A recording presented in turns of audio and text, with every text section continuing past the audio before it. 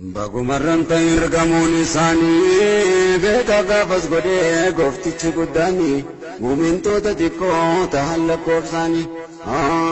jara duwwaa ta'eef jabinni imaanii rasuula bira dhaabbata waa hundaanii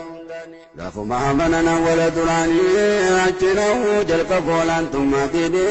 aqiidaadhaan addaaniif ta'uu isaan diini akkasiillee injisaan sayyidul amiini aqiiqaan aqiidaa kun nama gallaanii mootummaan kan rabbiiti mootiin siif kinni hukmi isaati malee hin guutamu diini seera lamaaf baasuu hin danda'u namni seerri kan rabbiiti gooftaa halqe qawmi kana qabila alfaadha jaalalleen sayyidii kan bifti gurraacha kan keessa isaanii gaafa shumriin isaanii 43 jaahiliyyaa keessaa ta'e namaa gadi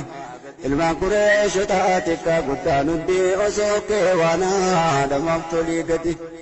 gaafa hojii rabbii bira bu'uu gadi isa ga'eer gaal sayyidal wujuudi quraana dhaga'ee kalaamu samadii seera rabbii gaarii waa hundaaf sanabii kan nama wal qixxeessu gurraachaa fi adii